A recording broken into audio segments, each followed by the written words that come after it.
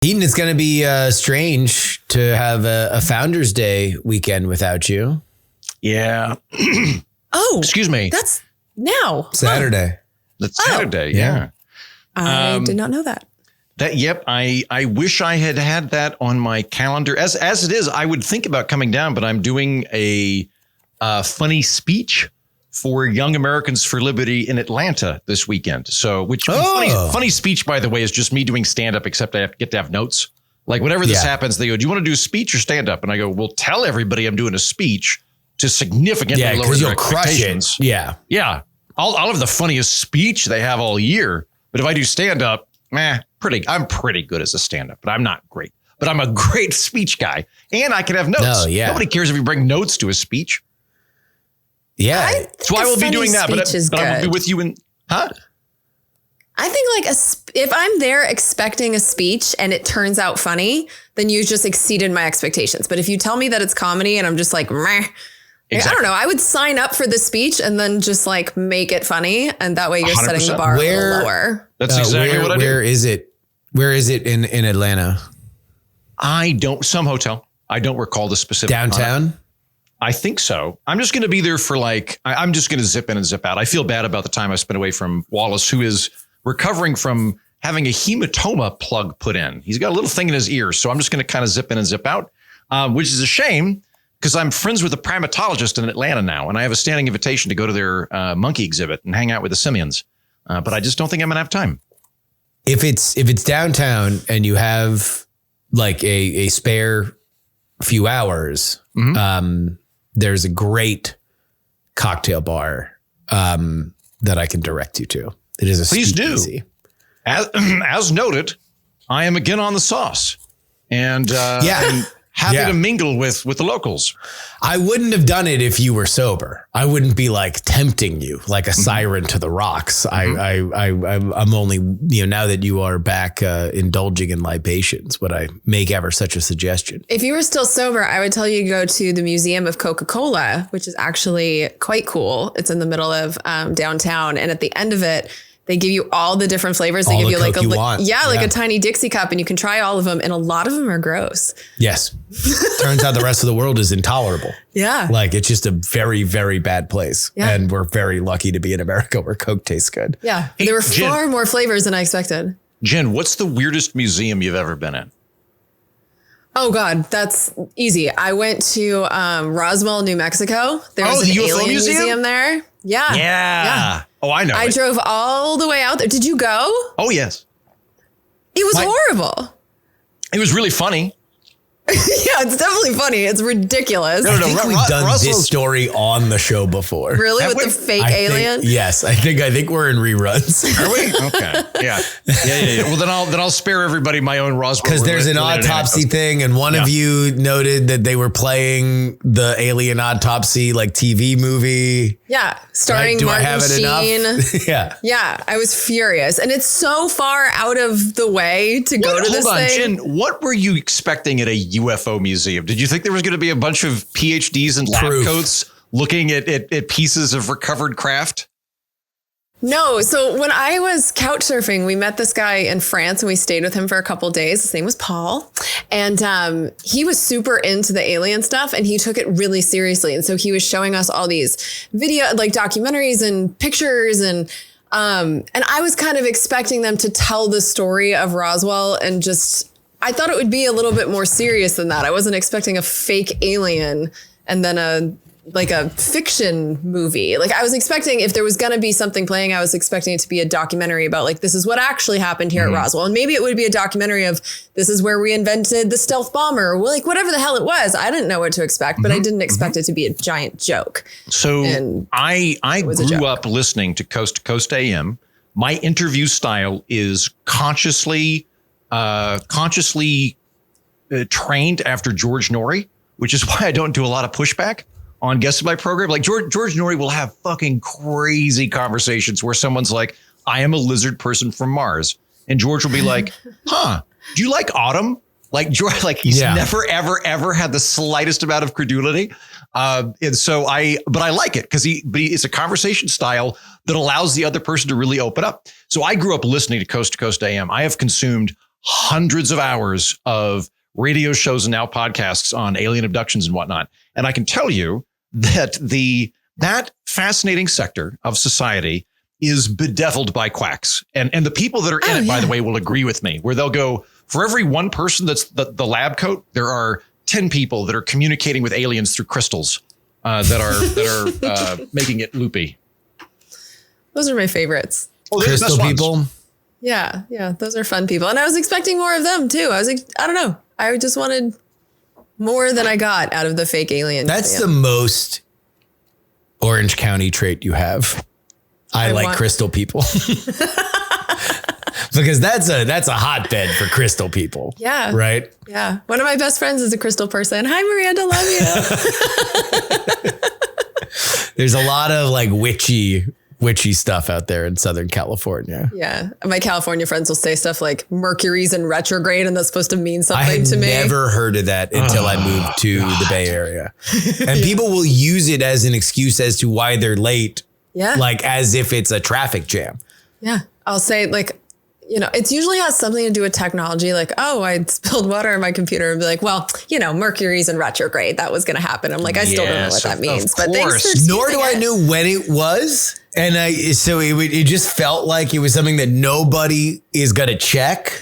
Like, because there was never anybody who said Mercury was in retrograde that somebody else who was also super astrology heavy be like, no, it's not. It's not in retrograde, actually. It stopped being in retrograde yesterday. Like that never happened. It is just a blanket excuse for people that aren't good at math or staying on time. Yes. It's always in retrograde. Mercury is we don't always, understand. Because astrology could be whatever you want it to be. It can be whatever you want it to be. Like have conversations with people that really believe astrology. They're like, you're a Pisces? And I'm like, no, I'm a Capricorn. And they're like, oh, yeah, I knew that. Just throw out random shit sometime. And somebody goes, what are you? Go, yeah, I'm an Aquarius. And they're like, yeah, I knew it. And then they go, oh, no, that's in January, right? And they'll go, oh, that's Capricorn. Because it's not a thing. It's just random. And it might correlate. You're going to get emails. We're going to get, I welcome the emails from the astrology people. They were never going to be my people. You could go ahead and email me, but be sure to line it up with your fucking horoscope. And also tell me who wrote your horoscope, how you vet them for accuracy in your horoscope, what clerical structure empowered them to look at the stars. Let me do include that when you write in. I don't believe that there's any kind of spiritual or metaphysical energy that comes along with a horoscope. But I'm more sympathetic to the idea that if you are born at a certain time and all the patterns that we build our lives on, if the first several patterns are like, oh, I'm born in cold and then it gets warm and then it gets cold and then it gets warm, that there might be some kind of effect on your personality in that level. And I guess from that perspective, maybe there is some correlative personality traits to horoscopes, but I don't necessarily find them compelling. The other one that I've heard posited that I think is interesting and at least has a hint of scientific validity to it is perhaps there was a period where, depending on what your mom was consuming while you were in utero, that would affect you. If you were in the winter, you had less berries. If you were in the summer, you had more fish, something like that. But it's an interesting thesis. There is an element to it that I think is intriguing, but it's also, if we were making a pie chart of your personality and how much of that is just raw genetics, nature, and how much of that is your parental upbringing and circumstances, nurture, I can't foresee whether you were born in cold or your mom had more berries when she was a kid is ever being more than 1% on that pie chart. I would say nurture and nature are always going to be able to overwhelm the actual personality distribution you've got. So I don't buy any of it. Yeah, maybe. I don't know. I mean, like people are different from different regions. Mm-hmm. Like that's a reality. And you know what? They're also really different from different months and years. She's a masshole with crystals. This really defines Jen Brining. Yeah. And I can pretty much tell you that based on my mother's diet, you think your fucking crystal's better than mine, huh? Yeah, I think I was constructed with Lay's potato chips and cheese. Mm-hmm. Mm-hmm. Pretty sure that's your nurture. Yeah, no, my nature is potato chips and cheese. Oh, really? Oh, you mean from in utero? Yeah, your mom was not exactly. That's what she was eating. Yeah, based on her current refrigerator. I love going to mom's house. good stuff there. Let's go ahead and get to the big news here. And that is not the special elections that happened last night. Jen, the fate of your laptop is what? She did. Oh, so friends, you saw the end of Jen Briney's laptop. The death of the laptop. She never came back. Yep. Jen's laptop got fully Chappaquiddicked. Sorry, Jen's laptop. Yep. Well, the Apple people told me that for $600, they could probably replace the insides. And so I could keep like the outside of the computer.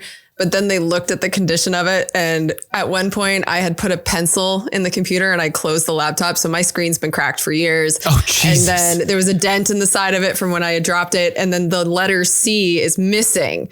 And I don't know what happened to it, but it's like completely rubbed off. And so the guy looked at it and he was like, I don't think you want the bones of this. Like you should really get a new one. I didn't know that. Does this mean that when you've been writing emails to us, you have to willfully avoid using the letter C? Because that's charming. No. If you're like, if in your head, you're having to construct sentences that don't have C, or you're like, instead of, can I come over? You have to be like, how will I arrive at yours in a situation you would enjoy? Like I think that'd be great.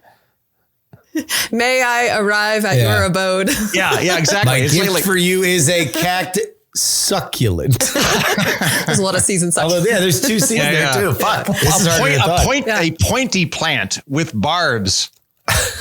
Yeah, No, I got great. pretty good at that It would game. force you to speak English as a second language. You'd be like one of those people that has like really poetic, flowery speech because they can't remember the words. No, the button was always there, but it was just, there was no C. In fact, you could see, you know how like, okay, looking at a computer right now, there's lights in the button. And so my letter C was just a light because the C was missing. So they forced me to get a new one by basically making fun of me. Our audience has not stood down. There will be more in the emails that we get, but we begin with gifts. Jen, can you please go to your left? You've been gifted a few things here, depending on what you grab first. Here is a set of chamois.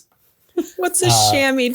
Just to absorb things. To absorb water. So now you can just keep that next to your station, and anytime that water comes in, you just have chamois at the ready that you can throw right on there. And then of course we got a lot of these, which was whether or not you put it in rice. And this is I did not have this much rice. highly absorbent Japanese rice. Japanese make the most absorbent rice. They're well known. They for do. This. And Is that actually a thing? let's go with it. Mercury's in retrograde. Say Mercury's It's in retrograde. milled. Yeah. So, you will be able to now throw any kind of electronics in a gigantic pile of rice as soon as that happens the next time. So there we go. Sugar you. Brady was one of them. And I can't remember. Can I the other say one. something to listeners real quick? Listeners, I want to thank you on behalf of Jen, and also just say this. Some people would have started a GoFundMe campaign to buy Jen a new laptop, and you all sent in funny, snarky jokes. And I like that. I just want to say, I like that you went with funny, snarky jokes. Betraying that he did not read the prep sheet. That is exactly what is going to happen later in the show, as listeners have said that they want to set up a GoFundMe. Okay, but can we at least keep the ratio of like 1/4 earnestly helping her to 3/4 being snarky? Can we at least maintain a proper ratio, people? Well, it's hard with stuff like this because, yes, on a certain level, it is fun. It is good to poke fun. And if people are sending in gifts, if they're buying gifts, then there's something to do. But I'm going to eat this one. Yeah, I know that these are sensitive things when you boneheadedly kind of break the equipment that creates your career. So I decided not to put a bunch of Gallagher plastic over all of my electronics as Jen came in, because I'm like, well, that would be maybe a little too far. It's okay. I not only ruined my computer, but I felt like I ruined the last episode. So I think that's why I was a little. The funniest part about it was that you were very insistent on taking over the Patreon episode. I know. I've never done that before. You've never done it before, and you will probably not do it again. No. For fear that it will cause another problem like it did. But you were like, clear out everybody. I got it. Don't do any other research. Don't have a backup topic. I'm going to take it. And then Final Destination style, you didn't even make it to a third of the main program, let alone the Patreon that Heaton and I just... The subject of the Patreon episode should have been, this is why Jen's on the show. If you ever get frustrated with Jen, just know that the befuddled nonsense that happened in the Patreon episode is what happens when it's just Heaton and I shooting the shit. Sorry, boys. I'm so sorry about the whole thing. No, it's all good. I couldn't have been a bigger disaster, but Heaton's right. If there's any day for me to get away with that shit, it's on my birthday. It was on your birthday. So thank you. And you had a good birthday otherwise? I did actually. It was like a high, then low, then high. Cause like I started with all my volleyball friends and then I destroyed our episode and my computer. And then we hung out that night at Dave & Buster's. Justin showed up. We had a good time. So it was actually like a lovely birthday with a rough middle. It's the first time that I've been to a Dave & Buster's in a very long time.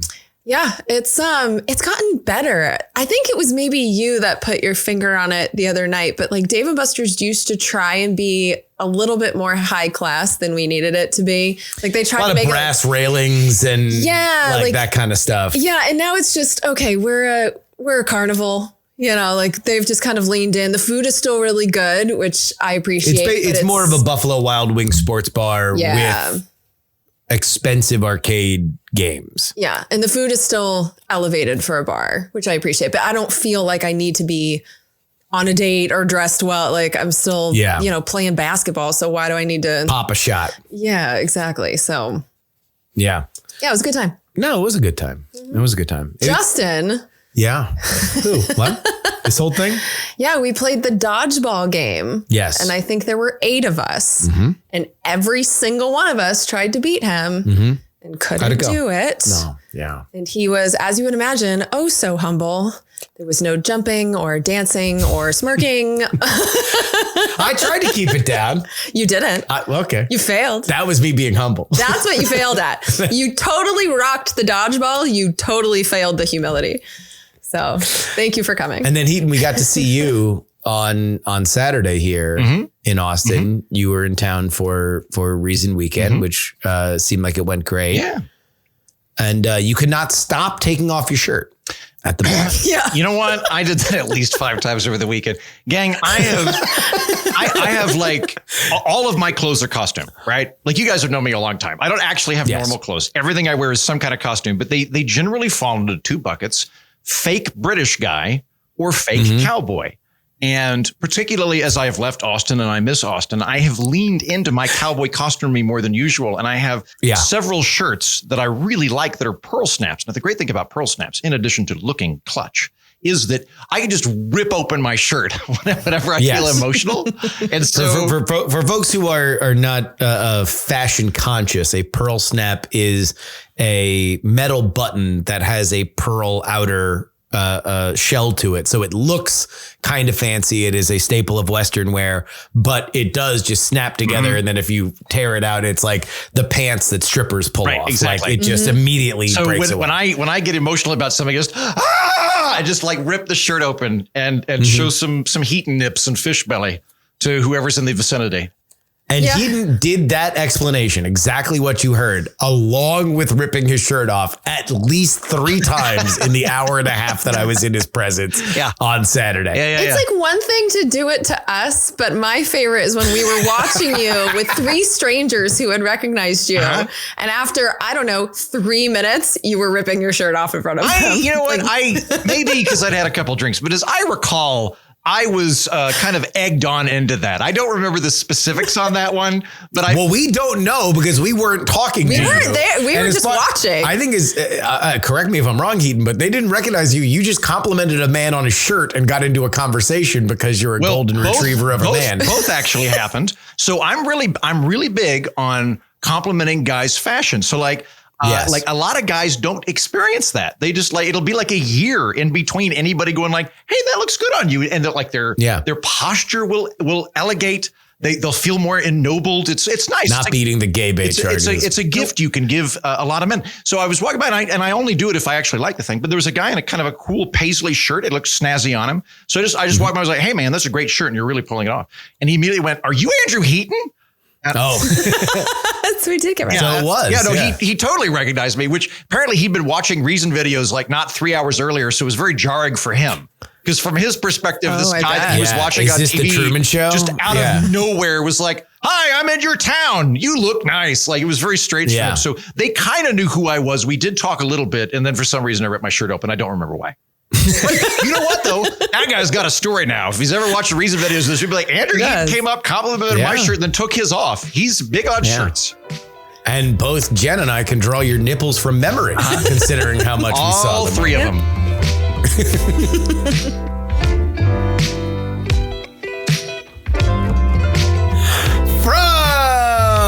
From Austin, Texas, I'm Justin Robert Young. I'm Jen Briney. And from Washington, D.C., I'm Andrew Heaton. And we're not wrong. On this edition of the program, we'll be talking about the deportation mistake by the Trump administration and Cory Booker's filibuster. Not really a filibuster, but he talked for the longest that anyone's ever consecutively talked in the Senate. We will get to that, plus your emails. Do we want to go over any of the news here today? I don't want to. We don't know what the Liberation Day tariffs are going to be, so we'll probably save that for next week. But Liberation Day, what a douche! Can we just call it Check Your Stock Portfolio Day? Because mine's down a bit over the last month. I too. I'm not looking. There's no point. I'll look in like 2 years. That's a good idea. Yeah. But don't worry, the sharpest minds, the sorts of people that get on Signal and have £, America, flag, baby gun, eagle, those minds are controlling those tariffs. So don't worry. Yeah, we'll be fine. Well, I'm sure we'll talk about that next week because that we'll actually know what happened. But when we talk. But we have news that Trump has apparently told his cabinet that Elon Musk is going to be gone in the next few weeks. Yay! And the special election stuff that we are not covering on the show here today. Do we have any comment on those? I don't know the results. Was it 2 GOP wins? Yes. Okay. Well, maybe the Democrats should have fucking tried.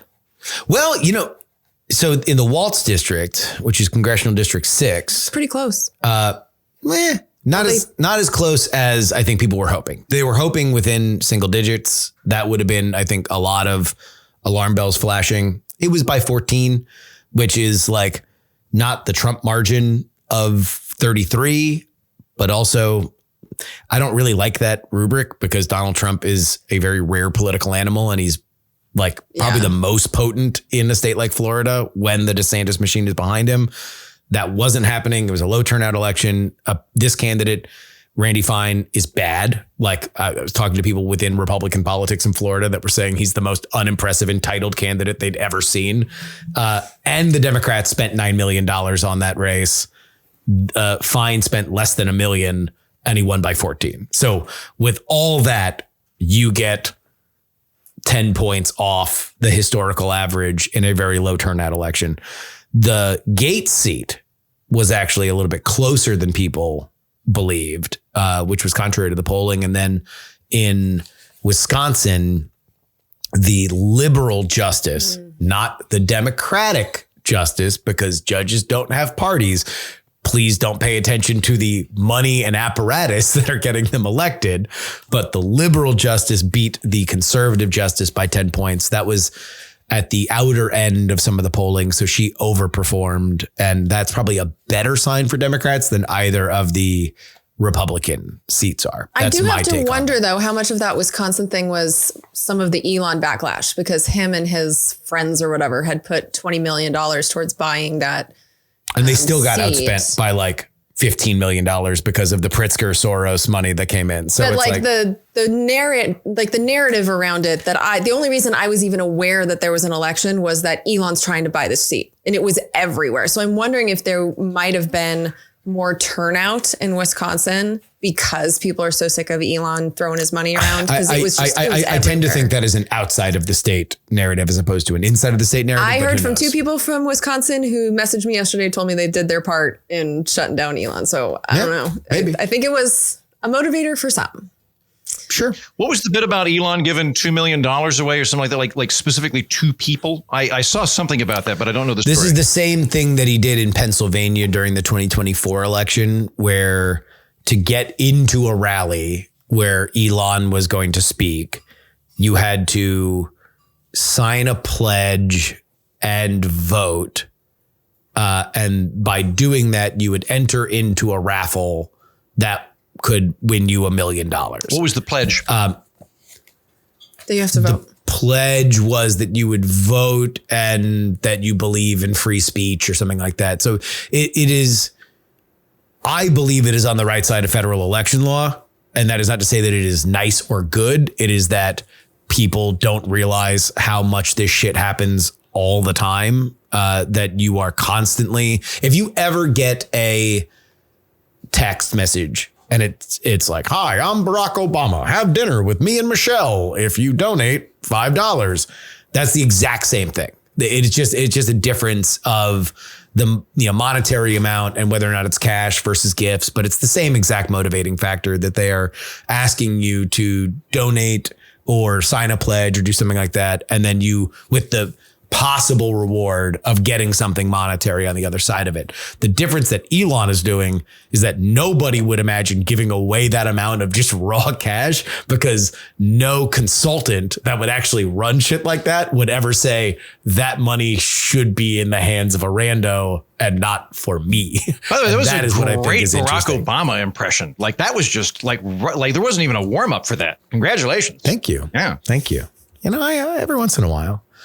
A friend of mine once called me the millennial Rich Little. I don't know who that is. Well, ask your parents.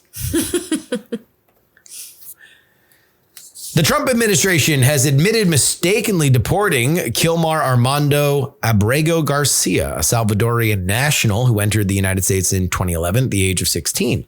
In 2019, an immigration judge ordered Abrego Garcia's removal, but simultaneously granted him withholding of removal protection, specifically from being deported to El Salvador, where he faced credible threats of persecution. This protective order did not grant him legal immigration status in the U.S. or protect him from deportation to other countries. Abrego Garcia was arrested during an ICE raid on March 12th and deported on the 15th to El Salvador. ICE cited an administrative error for why he went to the one country that he was granted a protection order from going to. He is currently imprisoned in El Salvador's notorious terrorism confinement center, or CCOT.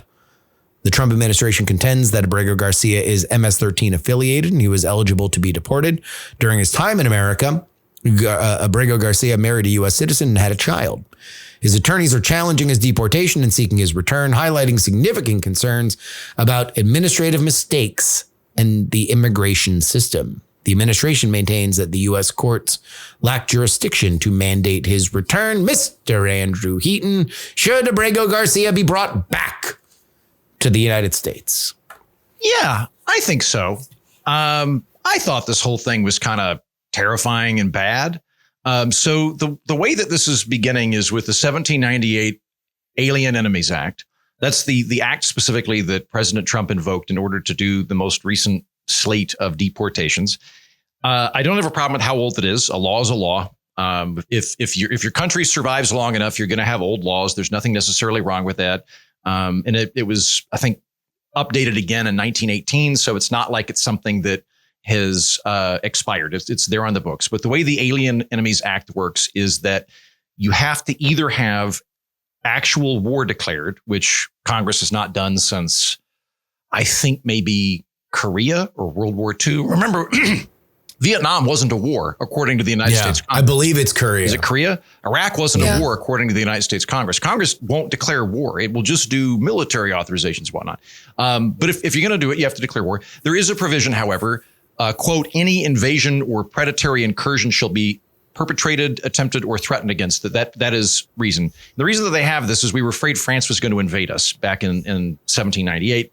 And so there's a provision in there basically where, look, if Congress doesn't have time to declare war and those frog eaters storm the beaches of Nantucket and start stealing our shit, that the president can round up all the other surrender monkeys. And poor choice there, because in this instance, they're invading us, can take all the Frenchmen and kick them out. And so that's where this comes from. I don't think that this is a good legal use of that anyway, because we're not at war with El Salvador. We're not at war with MS-13. That's never been something that Congress has declared. And it seems to me that they are very much a criminal syndicate. They are a criminal organization akin to mafia or something like that, which is a really bad thing. They're really bad dudes. But I think that the definition that the administration is using is overly subjective. And when you get into stuff like this, I prefer using restrictive terms when we're talking about executive power. Now, all that being said, that's kind of the background of this. This is just terrifying. The guy came over here when he was 16. He's married. He's got a kid. The judge, I think it's complicated. I want to say that the judge sort of said, you are here illegally, but we're granting you a stay of deportation and not specifically to El Salvador. And then he gets sent explicitly to El Salvador. And he was not granted a stay in general. He was granted a stay from being deported to El Salvador because he made a compelling case that gangs in El Salvador would be menacing him if he were to return to that country. Entirely possible. And instead, he has been locked up in prison. And I did an episode in El Salvador about a year ago. Justin and I met the guy that had done this. He'd flown down to El Salvador. El Salvador is not real big on due process at this time. The way that El Salvador cleaned up their gang problem is the president basically went, look, we're just not going to do this whole like innocent till proven guilty bullshit anymore. It's gotten out of hand. We're just going to bust up some heads. If you got a tattoo, you're probably in a gang. We're locking you in jail. There's going to be some broken eggs to make an omelet, but it's better to have a little bit of tyranny than it is to have disorder and anarchic gangs running everywhere. Your mileage may vary, but that is the situation in El Salvador. So it finally brings us to Garcia.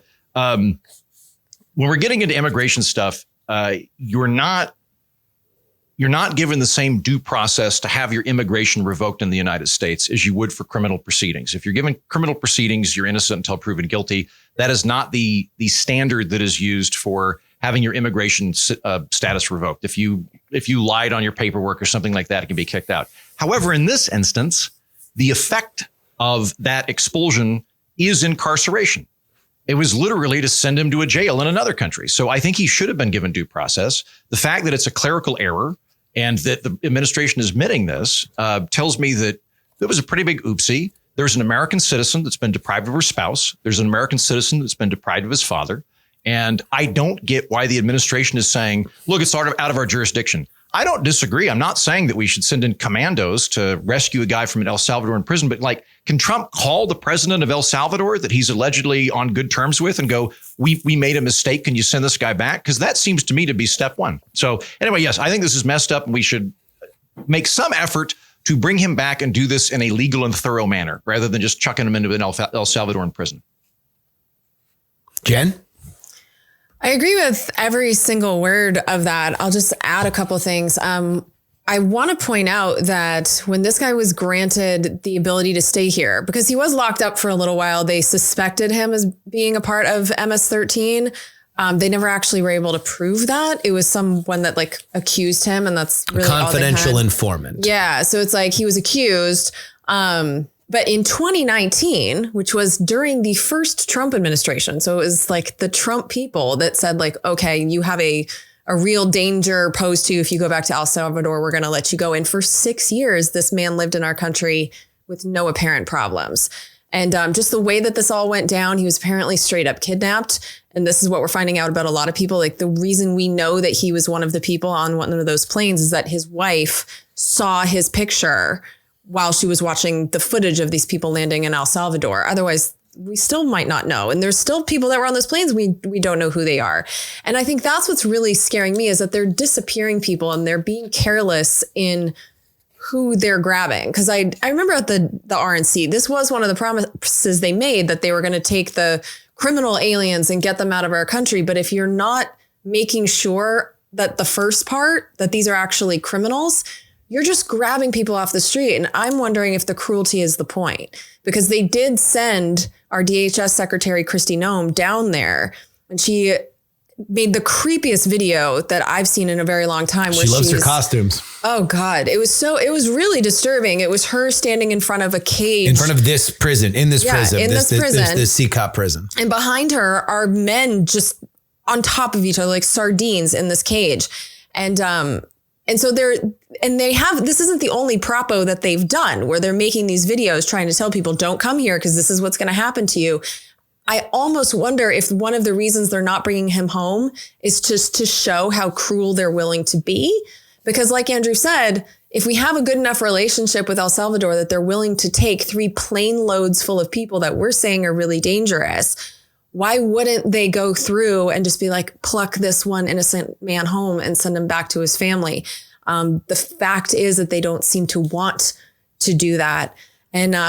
And just like big picture for me, it's the carelessness that I'm concerned about with the Trump administration in a lot of different ways. We have carelessness in who they're firing, carelessness in how they're planning wars, carelessness in who they're deporting. It's just, it's so chaotic, and innocent people are being affected. And it's like, if we're not willing to stand up for this man, what happens when it's one of us? You know, like if there's no law, if there's no process for disappearing immigrants, is there law and process for disappearing citizens? Like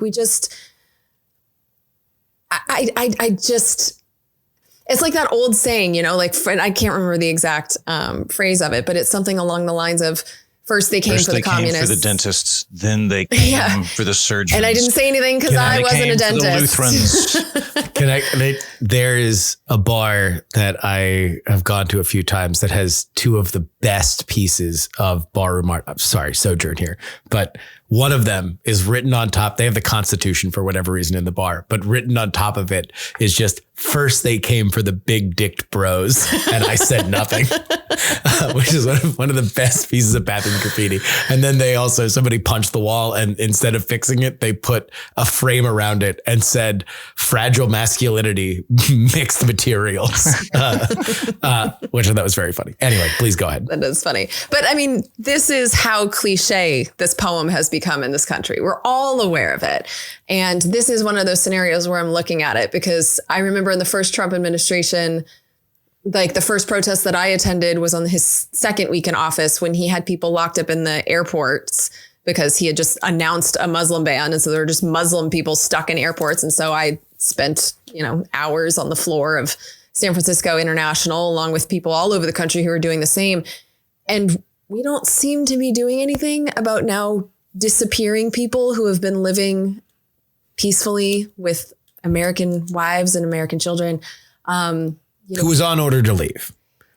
He had been ordered to leave. He had been ordered not to be sent to El Salvador, right, yeah, but he had for 5 years been ordered to leave. I think there would be more cover for this if he'd been sent to anywhere else. If he'd been sent to Canada or Mexico, but he literally got sent to a prison where he was preemptively added. I mean, I can't think of a more nightmarish scenario than we're not just going to kick you out of the country. We're sending you to the country you're most afraid of, where you will be immediately put in a El Salvadoran prison, which makes Shawshank look like, a resort town.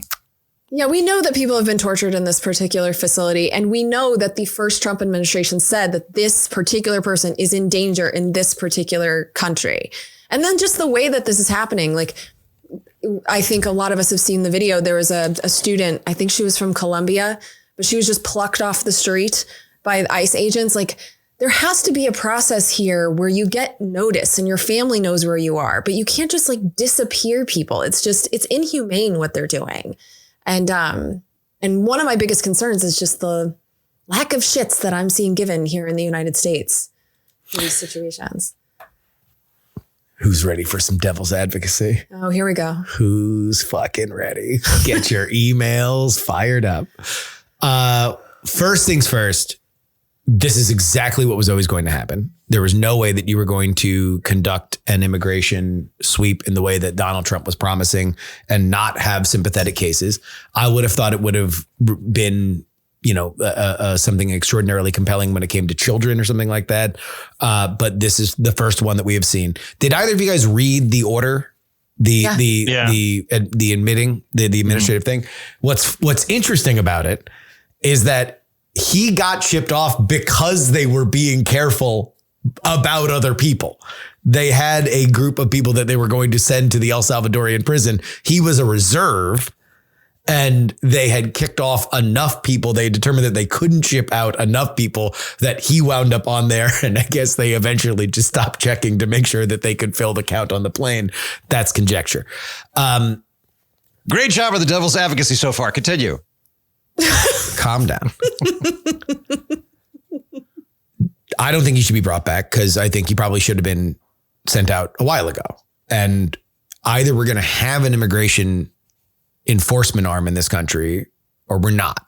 And it's fine if you want to make the argument that he should have never been ordered to leave or he should have been granted status here. If you want to say that anybody who has been there, that there should be an amnesty for people that have been here that have done X, Y, or Z, or we find him to be a compelling case, then that's fine. But if we are making a rule of law argument, he should have been gone years ago, even if he is a sympathetic case. This is like a genuine question. He's married to an American citizen. Does he get no protections from that? If he entered illegally, and there's no question that he entered illegally, he didn't appeal for asylum until after he was caught in a traffic situation. And even then, the asylum did not grant him a pathway to try to stay in America. It was only to stay where he could be sent back. Then, you don't get automatic permanent resident status by marrying an American. Like that is a means by which to apply for permanent residency status. But it's not automatic.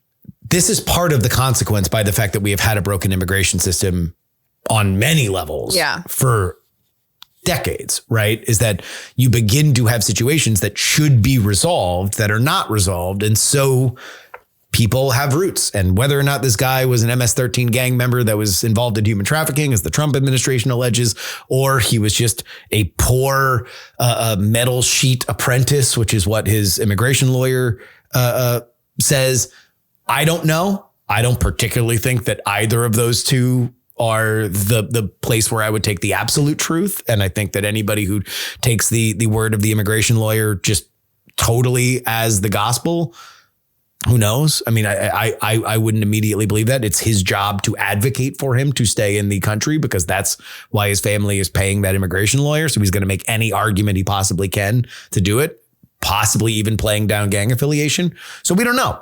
We have no idea. Was it callous? Sure.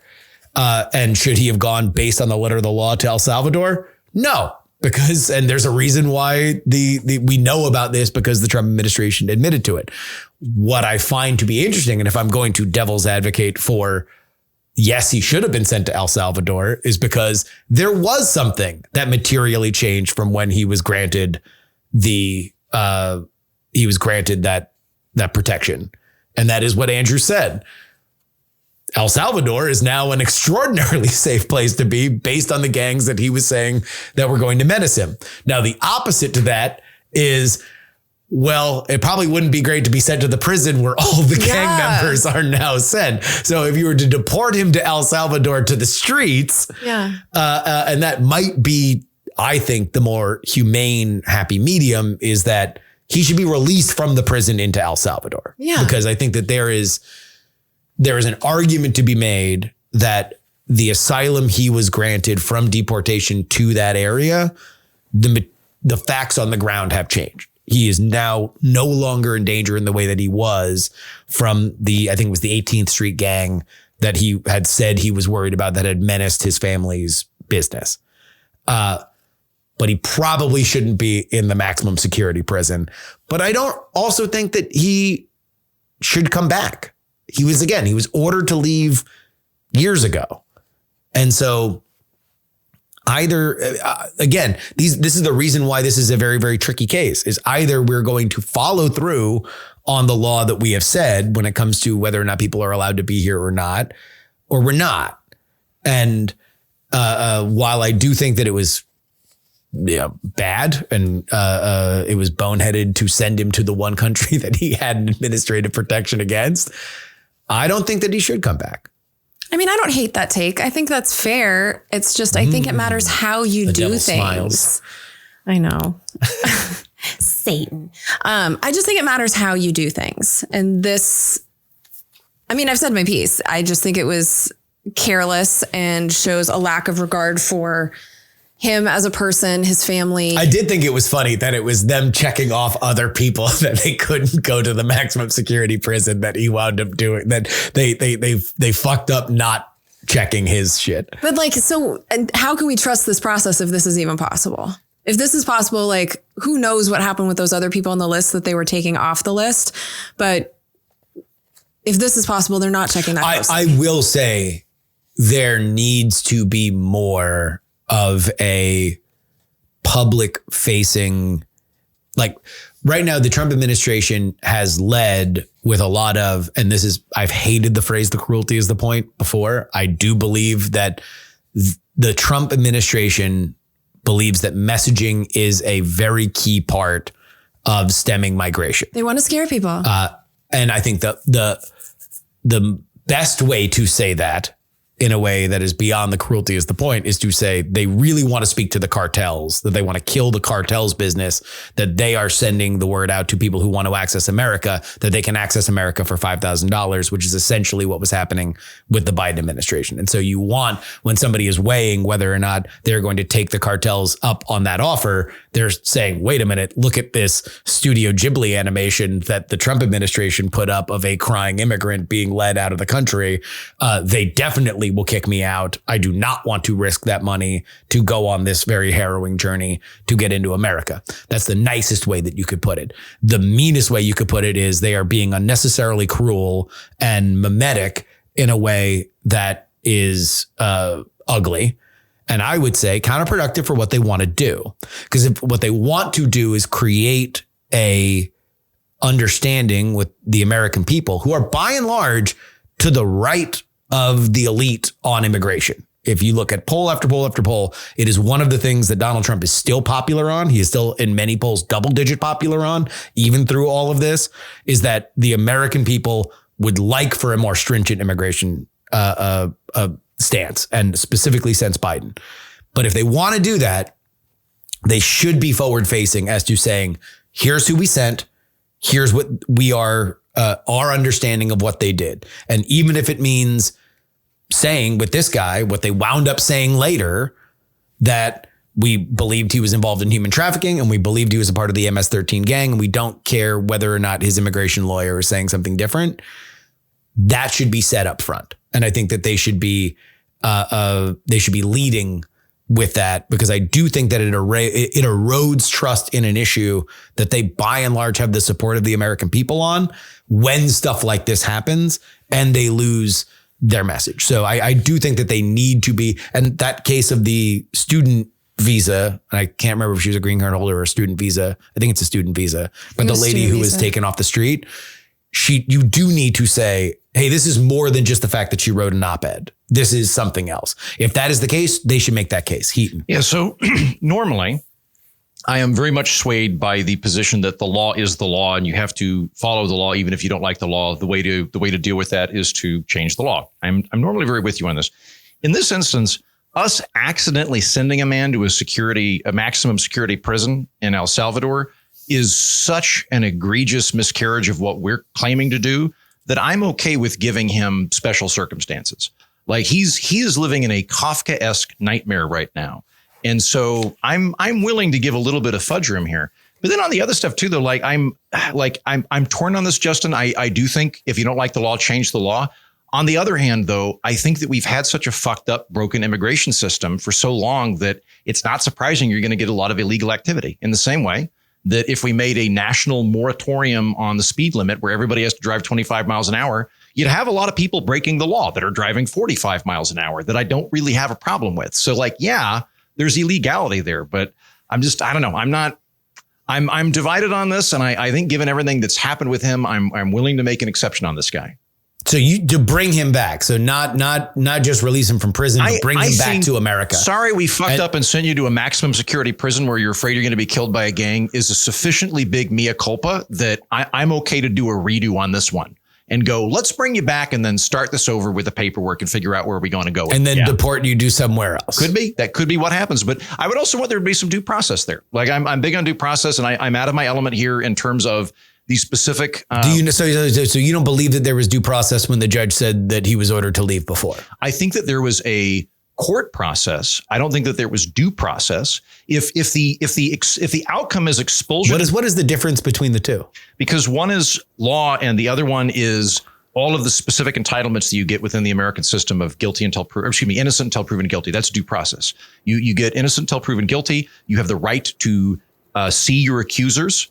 That's what I'm talking about when I talk about due process. Now, normally, that's something that we're talking about in criminal enterprises. He's not been charged with criminal stuff. He was taken out, I think, through an immigration court. The bar for immigration courts is much lower.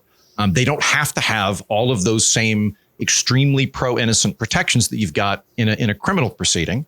But given that the outcome of this was a criminal penalty, I think it's fair to give him due process that we would have in a usual criminal proceeding.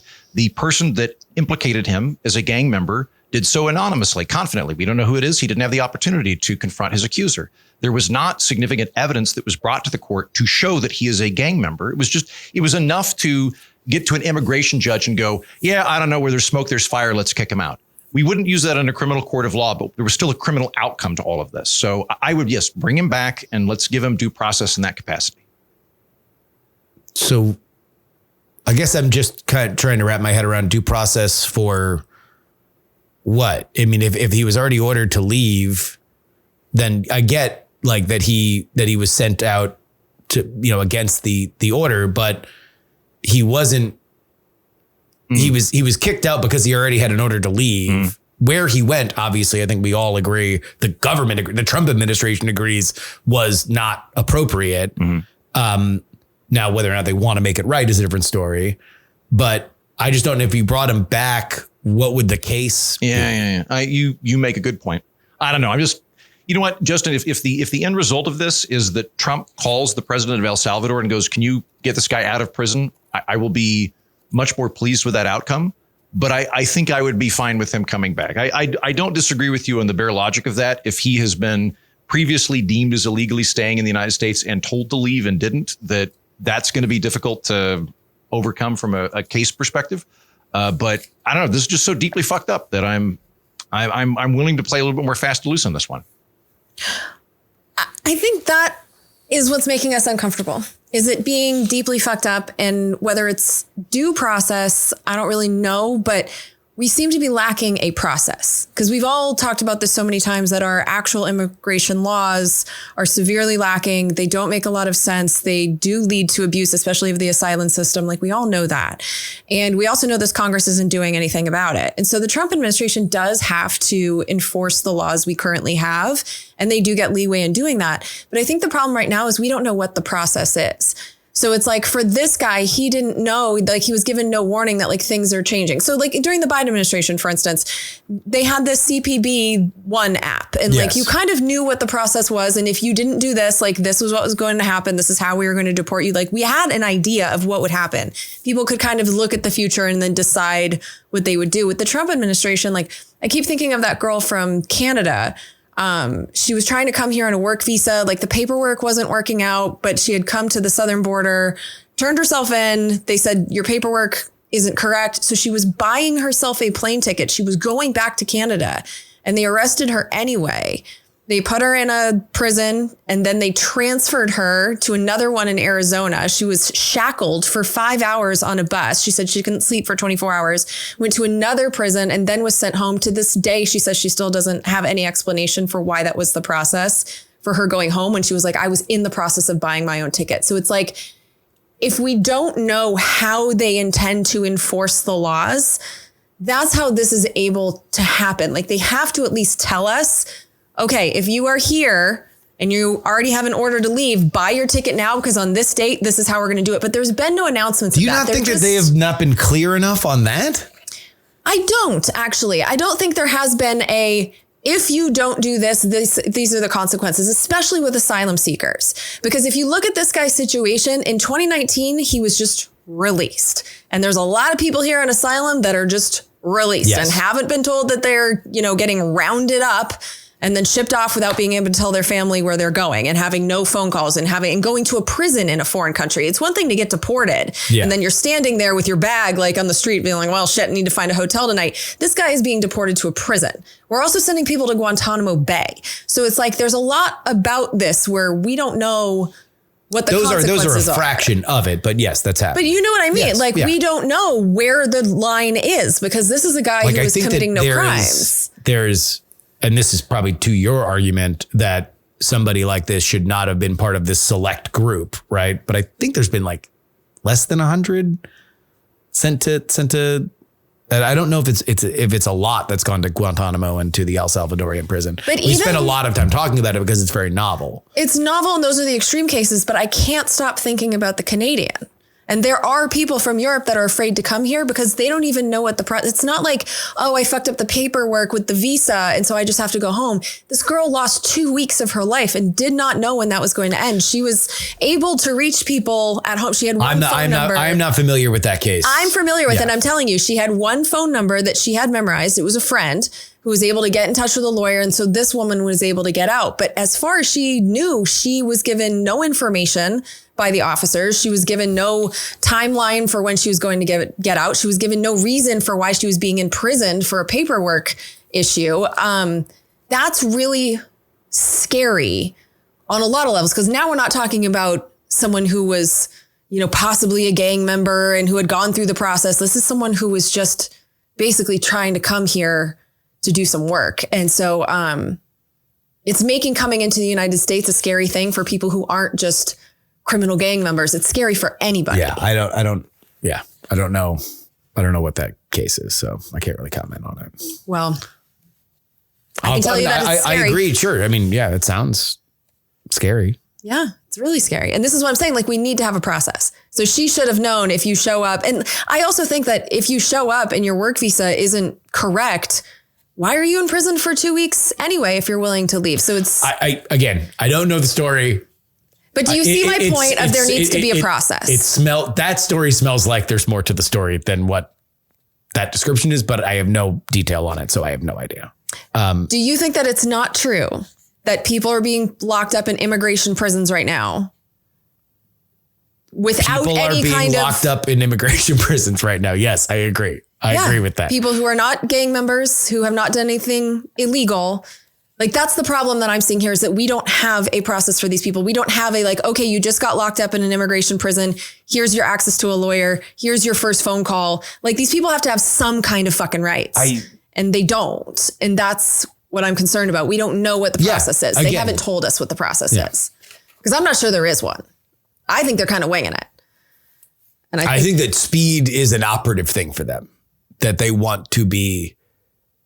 I'm totally in agreement with you that a lot of this is the messaging, that they want people to know that the world of the overstaying or coming in with asylum, knowing that there's going to be an 8-year wait for judges, like, that is not the bargain that it was before. If you have overstayed or you were still here despite the fact that you've been ruled ineligible and that you should self-deport, like, they are going to follow up on that. I do believe that the messaging on that is something that they very much care about and they want to be out there. So, question. I also agree with you that I do think that they are at the very least, and this is to anybody that's on the conservative side, at the very least, they are beginning to lose their argument as to why this should happen, which is, even if you are hardcore pro-immigration or like getting people out of here, a pro-expulsion hawk, you don't want to be in a situation where you are losing your argument that this is a good thing for the country. Heaton. I don't know the answer to this. I think I do, but I bring this to the panel. There have been no efforts to actually streamline, fix, or increase the legal immigration side of this, have there? Like when Justin and I went down to the border in the Trump in the previous 100 days, no. Yeah, no. That to me is kind of telling. Like, when we went down to the border, the operative phrase that our hosts were advocating for was wide gates and high walls. I think that's fair. I think for people like me that are very pro-immigration, that want to have a lot more immigration to the country, I think it's very fair to tell us, okay, we need to have a better security apparatus in place. We need to have a better vetting system in place. We need to have more infrastructure at the border itself so that there's not just people pooling up. Those are all okay. I'm fine with that. I'm fine with increasing border security, but I do want that to come with some actual attempt to reform the shitty system that we've had, rather than just using cruelty as a deterrence for people coming in. So hold on, wait a minute. Now, granted, this is one of the things that I find weird about this version of the Trump administration is that we are still, I think, below 100 days that he's been in office. And I know that it feels like it's been 7 years, but whenever people are like, well, they haven't done X, Y, and Z, it's like, we're still within the limit of when we historically believe that this is just, you're getting your footing. You don't usually have your whole cabinet in before 100 days. So I do think, go ahead. Sorry. In terms of things that Trump has said that he is for the H-1B visas that would allow people to hire immigrants to come in and work. He has said that he wants to do the gold card, which would allow rich people to come in for $5 million a pop. And he has said that if graduates are from American universities that are foreign, that they should have a pathway to citizenship and that we should retain them if they are educated in America. So granted, nothing has gone through Congress, and there's nothing in the one big, beautiful bill that would achieve, as you mentioned, high walls and wide gates. But if we are only looking at what Donald Trump has said, which is the vast majority, that and executive orders that have happened within this time, those would be probably the three elements that are related to immigration, which is consistent with his point of view that we should be bringing in people that are either rich or smart. And I will point out that the issue right now with the Senate Republicans, or not Senate Republicans, with all the Republicans, with their reconciliation bill that they can do without Democratic input, the issue right now is, do they do taxes and immigration, or the Senate wants to do immigration first and then have this? So it's like, that is the plan, immigration and some kind of taxes, but they do want to change something legally. It is a part of the Republican but I don't think it's increasing legal immigration. That from my understanding of that bill, although it's still being debated, and I have heard that it's not going great. Yeah, I read what they wrote last year, and it was very much changing the asylum system. Yes. That was the focus. I think now this would be more beefing up money for deportation efforts and for investigations and making it much like harder to claim asylum. Yes. Yes. But yeah, so that would be the only thing I would say in terms of the legal immigration side of it, Heats. Well, I hope that I recall all of those statements made by Trump during the campaign, and I hope that there are legal ramifications to those statements as we go forward. And I just hope that family can be reunited somehow. I think that was the one thing that I knew for sure. As soon as Trump was talking about this kind of stuff, it's just like, this never happens cleanly. It never happens where you're not going to have sympathetic people taken out of the country that are legally have been told to leave and haven't. Like, you're going to rip out people that are members of communities that are sympathetic. Like, that's just what is going to happen if you want to be that stringent. And that is, part of the reason why Republicans have kind of stayed away from these sort of immigration, like deportation stuff. It's because they are afraid of it being a political loser for them. They should be. Although right now it's not. And that's what's interesting about our modern world. Patreon.com/We're Not Wrong. On this edition of the program, we're going to take a break from politics. We have two politics topics in our main episode, but we're going to be talking about the amplification of a college freshman's sex life into the highest realm of sports talk, and whether or not it is a legally actionable mistake. It is the case of Mary Kate Cornett and Pat McAfee and Barstool Sports in our Patreon episode. If you are a fan of SEC football, you are well aware of this story. If you have no interest in sports, then I have heard you'll be every told single about it. episode of Pat McAfee's Sports Round since 1998 when I started watching the Sports Round's great. Sports Round. That's the name of his show. Round. Welcome to the Sports Round. Senator Cory Booker of New Jersey commenced an extended speech on the Senate floor expressing deep concern over President Donald Trump's recent policies. And by the end of it, it went 25 hours and 18 minutes. Friends, a new record in consecutively talking on the Senate floor for Cory Booker. We already know what you're thinking. He didn't pee himself. He said that he stopped eating and drinking 48 hours before he aimed to begin speaking. Booker's marathon speech seeks to rally both public and congressional awareness of cuts in public services like Social Security, economic instability, and threats to democracy. Jen Briney, what'd you think of it?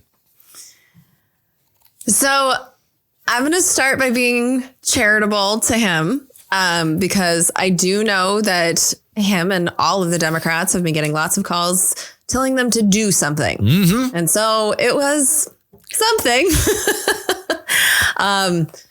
The problem is that it was a fake something. So he was pretending to do a filibuster, but usually filibusters are meant to stop some kind of thing. Yeah, stop anything, whether it's a nomination or a bill or literally anything. So it was a performance, 100% a performance. That said, in the performance itself, from what I understand, because I sure as hell did not watch that for 24 hours, but he did seem to stay on topic. He had a binder of things where it was like, I want to tell you about the Trump administration. He did that where it was like, Ted Cruz did this a few years ago and he was reading The Cat in the Hat. And so it was just like, you usually resort to gimmickry at some point. If you're trying to stop something, because Yeah. the whole point is to like drag this out. The point here was to have Cory Booker talking about the Trump administration for 24 hours and break the record. To shoot his ad for presidency. Well, and so that's the other thing. Did you guys get a text last night at 10:40 p.m. Central Time? No. Oh, because I fucking did. And I don't know how he got my number because I don't donate to any of these people. And I am very protective of my cell phone number. So I'm a little pissed about it. But would you like to hear the message that I got from Senator Cory Booker? Indeed. Jennifer. By the way, when you have lived in Massachusetts and California and you currently live in Texas, not quite a Jersey resident that would have any effect on his political career, but please go ahead. I have no idea how he got my number, but calls me Jennifer. Jennifer, it's Cory Booker. I just walked off the Senate floor. I may be tired and a little hoarse, but as I said again and again, this is a moment where we cannot afford to be silent. We must speak up. I am filled with hope. My team just told me that tens of thousands of you have voiced your support for my remarks on the Senate floor. It will be a while before I can get fully through all of your messages and powerful stories. But what's clear to me tonight, this is just the beginning. Americans across the country, no matter their title or party, are ready to be heard. I believe that history will show we rose to meet this moment. It will show we did not let the chaos and division go unanswered. It will show that when Donald Trump chose to spread lies and sow fear, we chose to come together, to work together, and to rise together. If you support our movement for justice, opportunity, and freedom, add your name to stand with me. Here's my fucking fundraising link. What does the link bring you to? So I didn't want to click that. It wasn't ActBlue. Can I click it? I don't want you to click it on my phone. But what if I just did it? Justin, click it. Click it. Yeah. He's going to click it. I clicked it. He clicked it. Jennifer, thank you so much for your Cory Booker. contribution Hold on, I'm not to our done. Political Action Committee. So it's Cory Booker, U.S. Senate. Stand with Cory. Add your name. Oh, data harvesting. Got it. Yeah, he's data harvesting. Data and then harvesting. he signs it with love and gratitude, Cory. So 10:40 p.m. I'm so glad I had this silenced because I would have been livid if this thing woke me up. But he's clearly, it was clearly self-serving. He's getting all the attention he likes, and God knows he's always been an attention whore. But the only thing that I can see from this that maybe this could be useful is if this was a practice round for something that maybe they intend to do when there is a bill that needs to be stopped. I'm thinking a reconciliation bill that has something terrible in it. So maybe if they have like Cory do the first 24 hours and then Warren does the second, and if they are actually trying to prepare to stop something from moving forward, maybe this would make sense. But this was a performance. It didn't stop anything. Actually, the one thing it might have stopped is Tim Kaine has a bill that he's trying to get through the Senate that would stop the tariffs somehow. I haven't read it. I don't know what it is. It would show Republicans do not have support for the tariffs. And by the way, it has enough Republican support that it would pass. Yeah. If all the Democrats are on it. One thing that Cory Booker's performance might have actually delayed is the thing that would stop Trump's tariffs. So he actually kind of went against Democrats' actual strategy to do an actual thing. But he got a lot of emails. That counts. Tens of thousands. Yeah. Like, okay. Heaton. Can I do my Cory Booker impression for the two of you? Jennifer, may I give you my Cory Booker impression? Yes, you may. Okay. You guys, I am super serious. I am super serious, you guys. Audio listeners, the wide eyes sell the impression. That is brilliant. Literally, that is brilliant. Every picture you will ever see of Cory Booker, the caption could be, "You guys, I'm super serious." And this goes back to, I think it was like maybe the Kavanaugh hearings. It could have been Amy Coney Barrett, but he would like get out there and say something about how he brought up something that was sealed to the Senate, and he would keep saying, "You guys, I could be kicked out of the Senate for this." And like the Republicans would just roll their eyes and be like, "No one's talking about kicking you out of the Senate." But he was trying, like, he so badly wants to have his Mr. Smith Goes to Washington followed by people putting him on their shoulders like Rudy in that football film, I think, and like parading him around. Like he so badly wants that. I think that this is all performative. I don't hate Cory Booker. Like when he first got in, there was even some stuff that I was like, okay, this seems like maybe kind of Democrat I can work with. I don't hate the guy.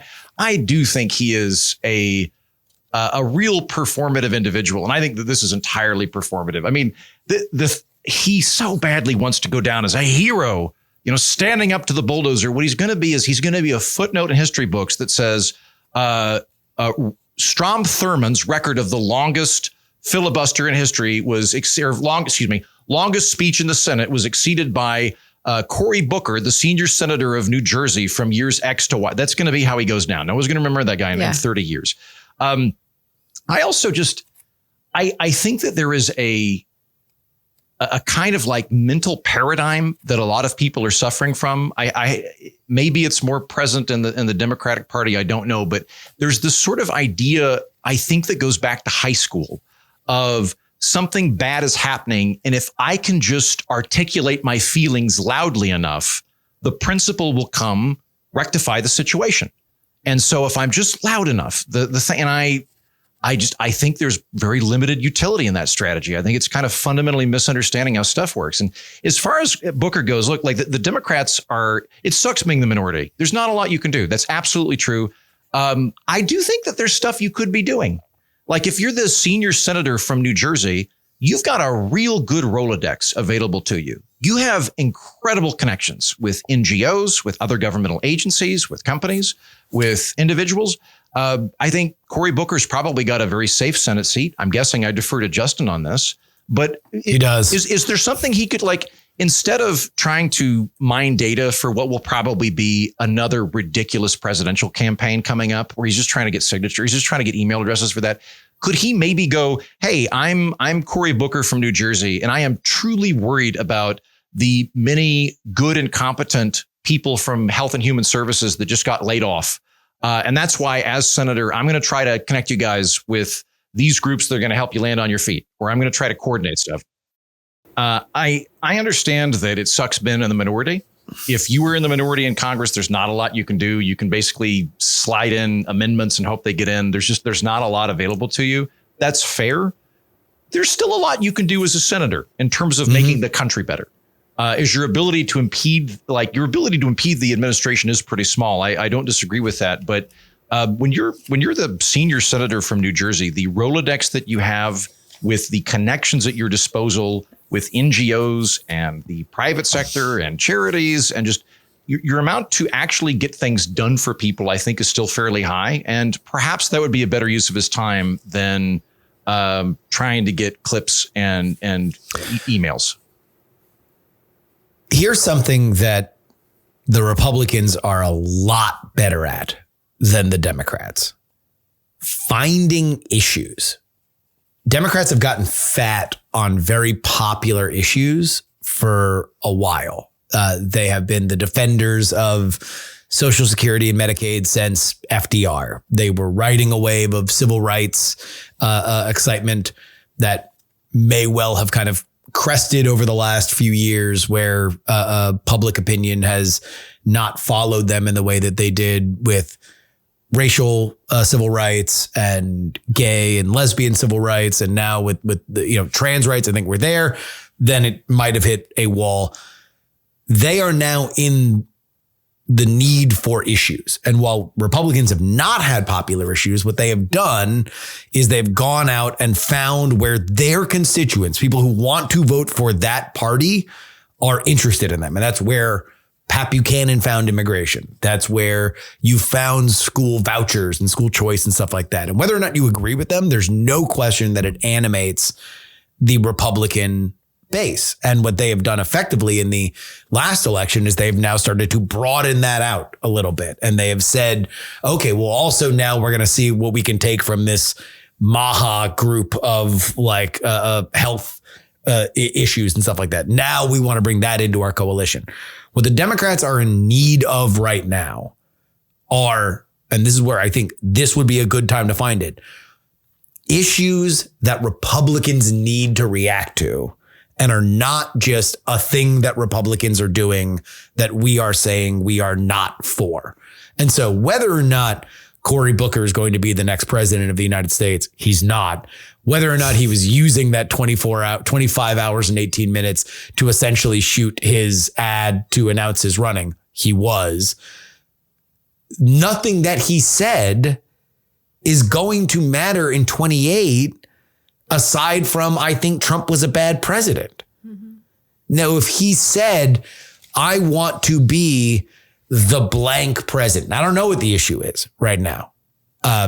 The single payer president, the whatever, the issue that liberals, that Democrats are excited to talk about. And he spent a significant portion of that speech talking about that and saying, here's what some of my colleagues don't even want to hear. I'm for this. And this is something that we need to do tomorrow. It could be a third way thing. It could be something that's more in that abundance. We need to cut red tape. It could be YIMBYism, whatever it is. Take a swing and include that in there. So by the end of it, that's part of your clip. And so when you do say, I want to be president, you can say it was way back in 2025 that I first got on the Senate floor and I said, this is the path that the Democratic Party needs to take. And that's really my issue with Cory Booker. I think he's a very low ceiling politician because he's not particularly inventive. And he's a weird dude. We can talk a really long time though. See, Senator Booker. And he apparently didn't make a pee-pee. If you're watching this, Senator Booker, hire me as your campaign manager. Cory Booker, 2028. He can talk real long. Pretty good, huh? He is a windbag. I will give him that. I mean, it also, the problem with him performing is that his biggest political liability is his authenticity. Yeah. Because there's with not a love and gratitude, Cory. Fucking texting me that in the middle of the night, like we're lovers. Get out of here, Cory. I think there is, of my two co-hosts, he's more interested in one than the other. Which one? The one that karaoke's 5 times a week. I didn't know that Cory's gay. He's not. Oh. He's in a relationship with coffee. Did you not hear that, Jen? Cory Booker. He broke up with sleep. Cory Booker's had this joke like 5 times. It tweets like, I'm in a new relationship, ... with coffee. Do you see, Jennifer, because he's working so hard for the people, that he's foregoing sleep and drinking coffee? Do you understand? He's working so hard, you see, that he has to drink okay, good. I just want to make sure you follow. It's a very funny joke. That's emblematic of how hard he works. The only time that he has had a public girlfriend was when he was running for president, and he was in a relationship with celebrity Democrat Rosario Dawson. And they announced it by them holding hands and her singing to him while they were leaving some performance of something somewhere. But it was very loud. It has been whatever. This is all hearsay and conjecture. Nobody knows whether or not Cory Booker is secretly gay. But, that is something that is said. And again, I've talked to multiple people in D.C. about Lindsey Graham, and the consensus is that he's literally asexual. That's like all the people I talk to are like, nah, he does. There's not a bit of him that is remotely interested in anything romantic at all from any gender. I could see that. And he's such a robot. That might be Cory Booker too. It wouldn't shock me if he's just a weird dude. I bet he just jerks off to the mirror.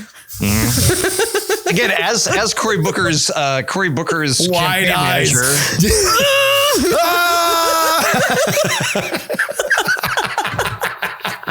For 25 hours straight. Yeah. He's able to hold that too. Yeah.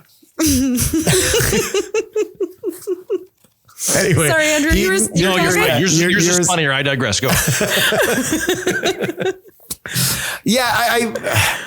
The problem with him, the best that America liked him was back in the Obama era when he was first announcing himself on a national stage, when he was the bipartisan guy with Chris Christie. That's when I was like, hey, maybe I like this guy. And that was also a while ago now. And they would do funny little videos back when the internet was young. And there was this, obviously there was a thought that like, oh, okay, well, Chris Christie could have a future as this centrist politician on the Republican side, and Cory Booker could have a future as a centrist politician on the Democratic side. And then Chris Christie's career comes to an end with Bridgegate, and Cory Booker has kind of found himself in this weird position where he is a finger in the air. Who's talking right now? How can I glom onto it kind of guy? He's not a particularly principled politician from that perspective. And now it's in more of it was in a more progressive way when he ran last time. So he's more progressive than he probably would have been naturally. And now it's in the do something camp. And so he did something. Yep. 24 hours of Trump bad. We get it, bro. Yeah. You know what? It's like when public access television stations do a 24-hour webathon in order to get $16,000 to keep running in Scabies County, Iowa. That's what we saw. Again, Democrats, get weird with the ideas. Literally, there's no penalty to throwing out a million different ideas. And all the times that Republicans rightly got made fun of when they threw out some random thing on the internet and just saw what it was going to be. Guess what? Every once in a while, you hit something that really matters and you realize that, oh, wow, immigration is something that is now a bipartisan left-leaning issue, that mass deportations are now popular with the vast majority of the country. Now we own it because we've been the only people talking about it forever. Like now school vouchers, they own when people are mad at teachers. Like this is something that you can own, but you got to talk about it. You can't just be totally counterpunchers on things that the other party is doing, or else you don't own anything. Healthcare seems to be the most obvious one.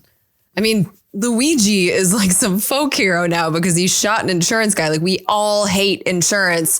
And they did kind of try with the Affordable Care Act, but they couldn't. But they hate that. And that's the thing. It's a garbage bill that left insurance at the center of our system. Like they could come back and be like, okay, we're actually going to go all the way now. Or at least we had always talked about doing a public option. Now is when we actually do it. But I don't see any ideas. Say you're going to go all the way. Because if you don't say you're going to go all the way and then moderate, like you're not exciting anybody. Like don't pre-negotiate when you're giving people's dreams. Like nobody has a tawdry dream about sleeping with somebody that they shouldn't. And then in the middle of the dream be like, well, this is not really real. And we should actually think about it. That it'd really only be mouth kissing and maybe a little hand stuff. Like, no, the dream is the dream is the dream. Sell the dream.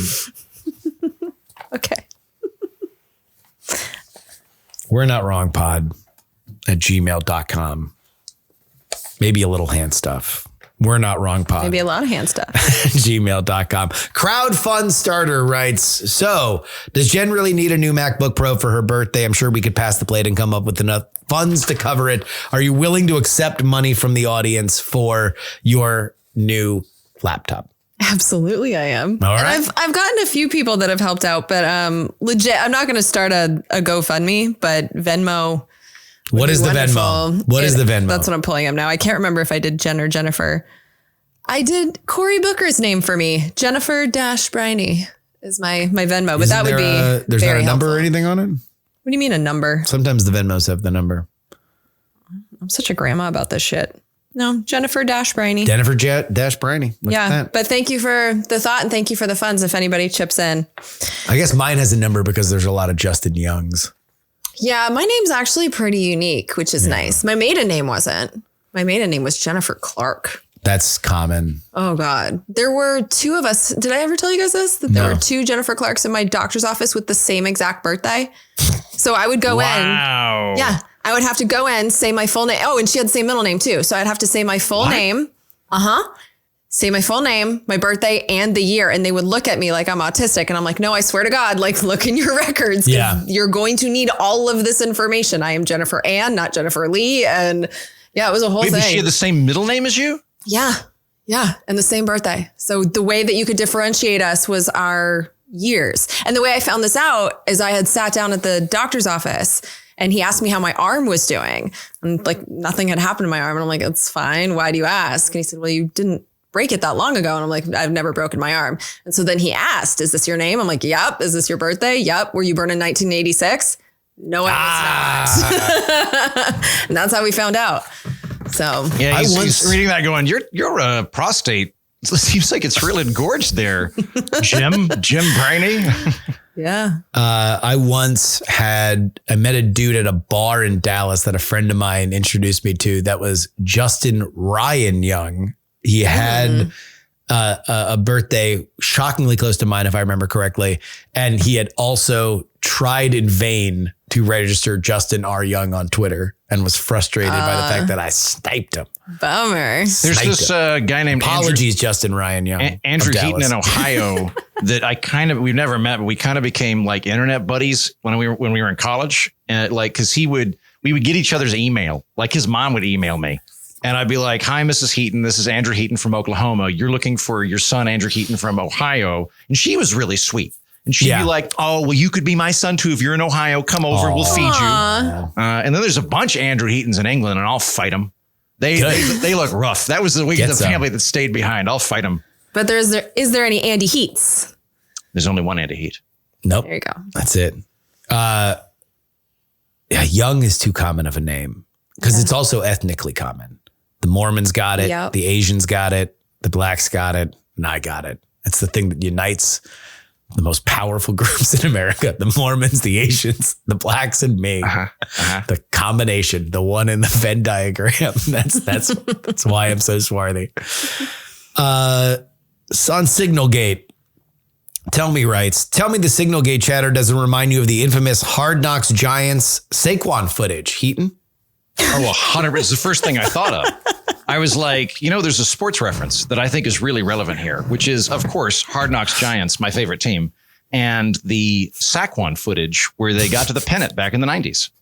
The pennant. Need to know, right? I was an intelligence analyst and security manager for almost a decade and held a top secret security clearance. The biggest problem, jury, is not that Jeffrey Goldberg was in the group chat, is that they were using Signal, which is not and has never been an approved platform to communicate classified information. Information is classified generally for two reasons: means of collection and to protect service members. Weapons packages, targets, and strike times are all classified. Had an adversary been able to hack this chat, which Russia has done in the past, you are now putting American lives at risk. Amen. Didn't the Trump administration give some kind of approval for Signal? I don't just non-classified information. Okay. He made sure to say classified information because that was the issue. Okay. I retract my statement. Why so anti-Europe writes, Has Jen ever met a French person? After renting to all sorts of people on Airbnb, by far the French have been the most unreasonable, smelliest, and insufferable tenants that we've gotten. Not to mention that there's literally no pleasing them. Jen, have you ever met a French person? Yes, I've been to France, I think 3 or 4 times, and I have found them all to be quite lovely. So maybe you just have a shitty Airbnb. You're taking out that dude listens to our show. You're taking out his Airbnb for France? I don't know. Like, for love of France? There's the smelliest. Like, I don't know. I find the anti-French thing so funny because it's so weird. It's so embedded in America. Like, I do it. It makes no sense. I've been to France twice. I had a lovely time. I thought the taxi drivers were a little bit rude, but I think that was more to do with taxi drivers in Paris than it was with French people. Like, from a historical perspective, we've never gone to war with France. We exist as a country twice over because of, like, it makes no sense, but we all have it. We inherited it from Dad, the British Empire, where we're like, God damn the French. And like, I find it really funny. I find it funny. I don't know. I've never had, I took French in high school. I love going to, I can't think of a single bad interaction I've had with a French person. I didn't like the Quebecois for a long time. They pissed me off. I still don't. Yeah, I know. I've come around. Except for hockey. Like when I was a tour guide, I worked for tips. So I only got paid if you tip me. And at that time, like, if Quebecois came, I was like, God damn it. Because those beaver eating poutine suckers would show up on the tour, and you could tell that they understood what I was saying, but they wouldn't show any emotion, and then they wouldn't tip. And I was really pissed off. But then during 2020, I tried to watch a zombie film from every country that's made a zombie film. And goddamn, if Ravanu from Quebec wasn't an excellent film. And I changed my mind, and now I'm in favor of Quebec and Quebecois independence. You can't grow up in South Florida without running into the Quebecois when they come down. What are you guys saying? It's Quebec. Quebec. Oh, those are Canadians.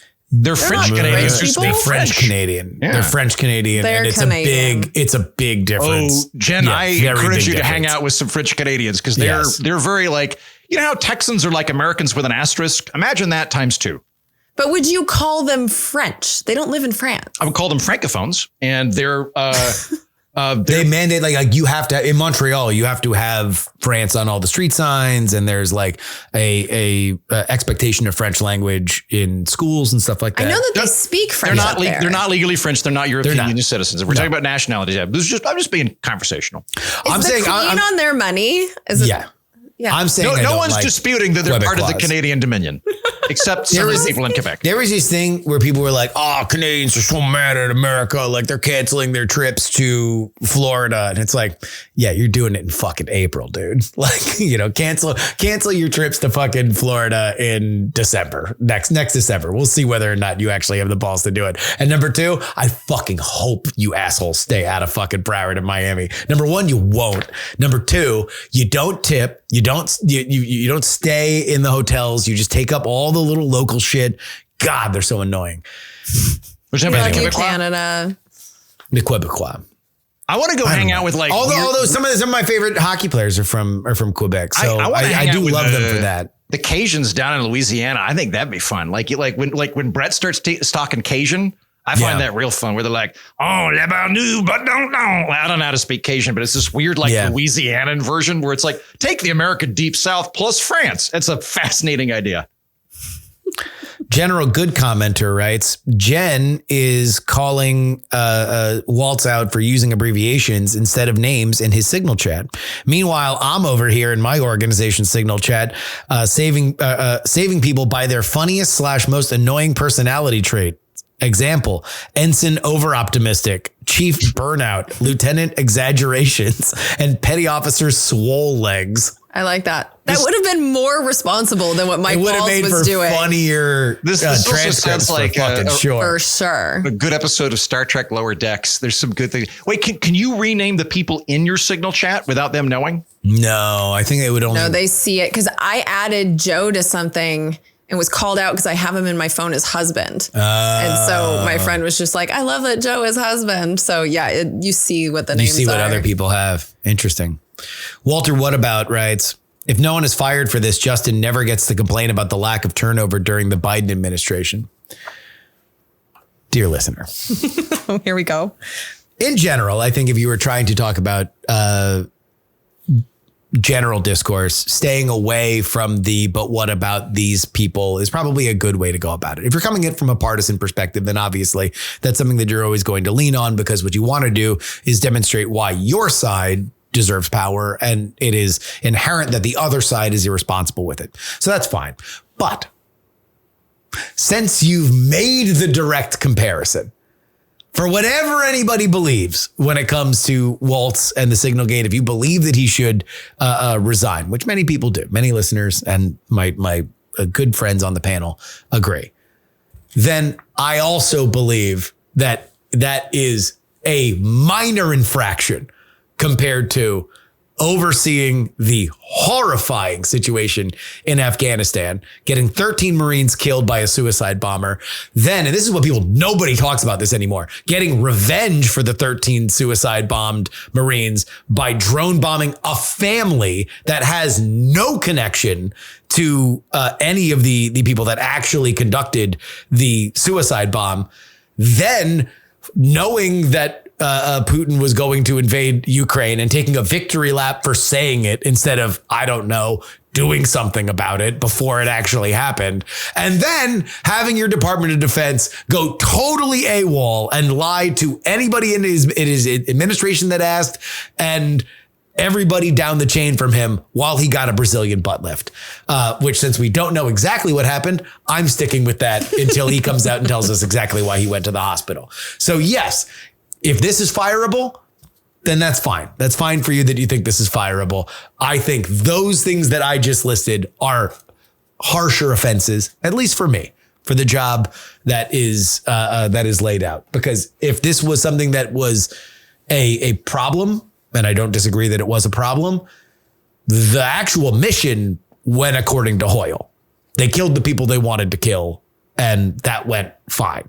And so there we go. Well, if we are going to compare the two of them, I would say the things that I just listed are worse than using Signal to communicate these things. And as you pointed out earlier in the show, we are still less than 100 days into the Trump administration. He's still getting his cabinet officials confirmed. So it's like, he's going to fire people. He's Donald Trump. But it's just like, it's a little early to be expecting that to begin. Also, I think Waltz is going to get fired. I do too. I think they're just waiting. They're waiting so they don't reward Jeffrey Goldberg, and they're going to find something else, because there's people within the Trump administration that's upset with him, and they're upset with him because they're leaking about him. And so he's going to go. It's just a matter of, I think he would have went if even though he had nothing to do with it, and he left on the command of Trump offering him the position to the administration. I think if his congressional seat was lost, he would have gotten fired that night.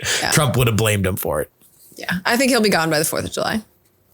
I would not take the over on that. I would agree with you. Yeah. I would say he'll be fired before the 4th of July. Cool Your Jets writes, it's a stretch to say that Signal Gate put troops in danger. The Houthis couldn't touch our jets if they wanted to. They broke the cardinal rule. Don't touch our boats.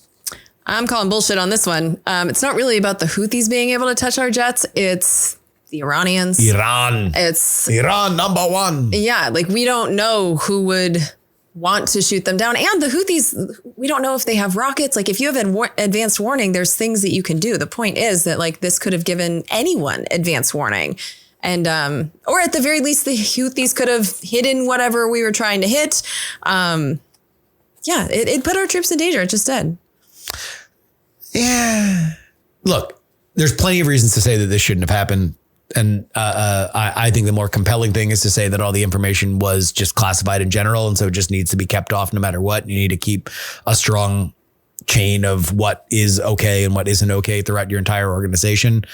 I tend to be more on the side of this emailer that in the time span, if Jeffrey Goldberg were a member of the Iranian Revolutionary Guard and he got that information and passed it to Tehran as quickly as possible, I don't know if Tehran from their vantage point would have been able to do much with that information. You know what would make me like Iran a lot more right now? Where I'd be like, if Iran started including Jeffrey Goldberg in their text chains, that would be fucking hilarious. Just the supreme leader. Yeah. If the Ayatollah starts like, we need to go into Saudi Arabia and shit like that. Just it. I'd be like, you know what? These are people I can do business with. These are people I can do business with. They got a good sense of humor. You got to give them that. Do you wonder how many people in DC just randomly added Jeffrey Goldberg to group chats 90%. Over the last week? I was hanging out with a couple of friends on Thursday, and like every person in the bar had changed every signal chat to principal. I think I did. Didn't I do that you with did, us? Yeah. It wasn't my idea. I got it from Houthi small group or whatever. Houthi small group principals project or whatever. Yeah. I just think that 2 hours is a large amount of time. And I think it's the unknown, which is the issue. So if there had been someone else that had access to it, like if someone else was tapped into Jeffrey Goldberg's phone, like, I don't know. But I think 2 hours is a lot of time. And the details were a half hour. He said 2 hours. I think the relevant thing here is not the risk so much, because it was minimal, no harm, no foul. The relevant thing was just it was blatantly incompetent.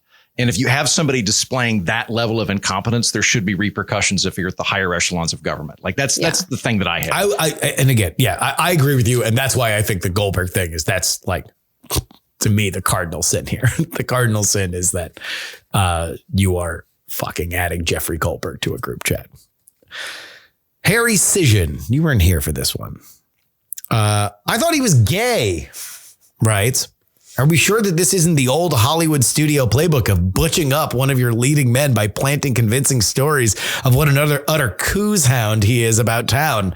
The last attempt by the Democratic Party to play to the heterosexual male crowd was Tim Walz. So you can't exactly accuse them of having a deep bench of testosterone. This is a fun conspiracy theory. I encourage this kind of thinking. However, I will throw out the following. Harry Cision is not playing for anybody outside of Team Blue, and he's playing for the bluest blues of Team Blue. So if he were gay, that would be a feather in his cap. There would be a feather in his cap that he could use to have one more card that he could play. Yeah. So I don't buy. If he were gay, we would know it and we would hear about it all the time. It's a feather he could use to tickle dicks with.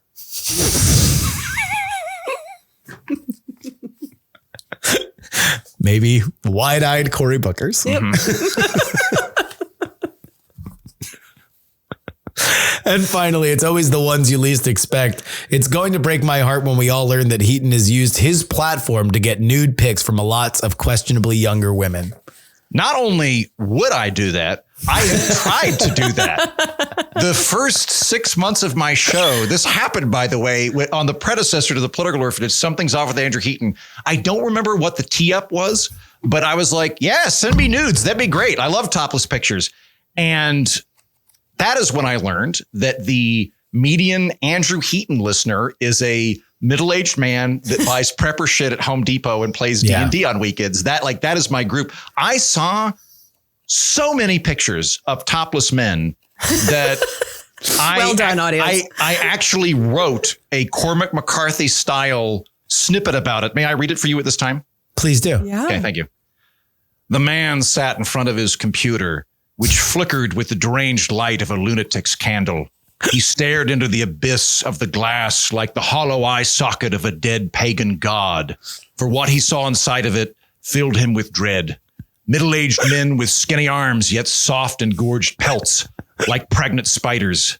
Middle-aged men shaped like bathtubs with hair sprouting from their nipples like pastels. All fish belly white, all lurid and cadaverous in their unrepentant paleness. And one man who looked like Danny DeVito minus the charm, in a one-piece teddy, making fuck me eyes to the camera, cackling to the sound of 1,000 erections dying in agony, their ghosts sliding into the depths of Tartarus, which is as far below hell as hell is below us. So you're saying it didn't work? It didn't work. I got a lot of, if I wanted to make a wall calendar of middle-aged men that thought it was funny to send me topless photos, I could totally do that. Salute to them. Yeah. Salute to a good audience. Salute to that. If I'm going to try to neg Iran into adding Jeffrey Goldberg to their text message chains, I got to say, hats off, gentlemen. It was pretty funny. It's great. We're Not Wrong is a production of Dog and Pony Show Audio. Our editor is Will Saddleberg. The book that everybody is talking about in politics is Fight the wildest battle for the White House. The authors are Jonathan Allen and Amy Parnes on PX3 this week. Not only do you get my review of the book because I read it, but also you get an interview with the authors. And I know for a fact that the authors really liked it because they both retweeted it when I put it out there. So they really liked it. And all the other interviews are really people trying to get like basically them to say things that happened in the book.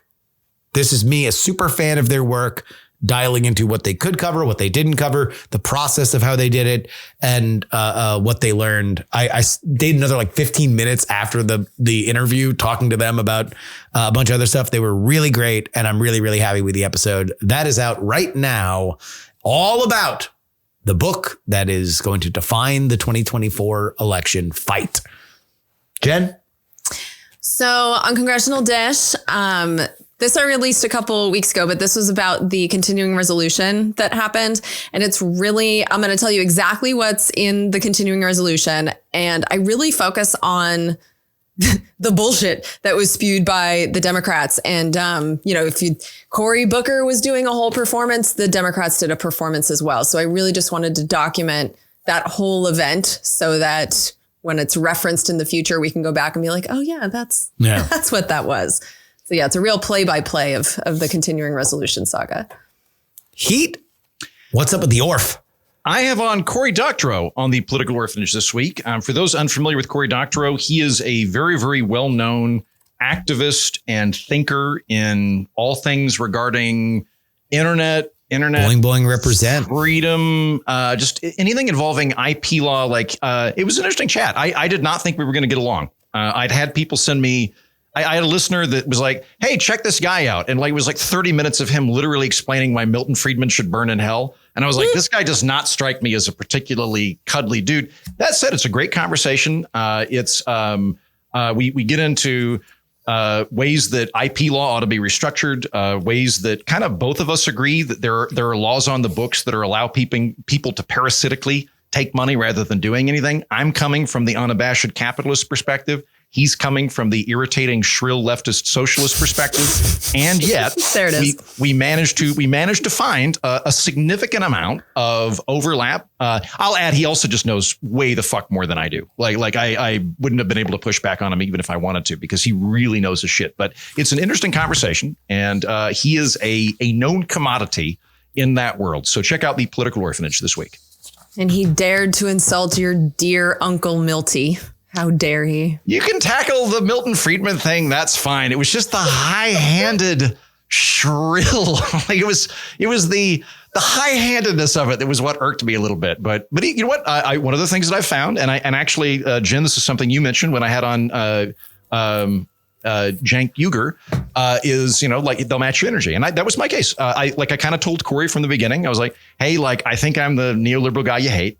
But I'm excited to talk to you. I think my listeners are going to be I kind of explained my listenership, and he was cool. Like as long as I wasn't being a dick, he wasn't a dick. It was a good chat.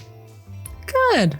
Glad to hear. I think the Milton Friedman thing riles people sometimes because there's a little bit of oh, you should have said that shit to his face when he was alive. Yeah. Because he was one of the three famous economists who was actually good on television and very funny and witty and a good talker. So it's people liked him as a dude.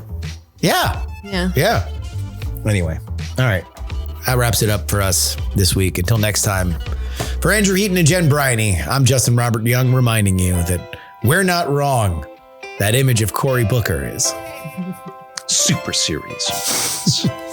Do the impression again. Do the wide-eyed impression. You guys. I am super serious. Really, I am super serious right now.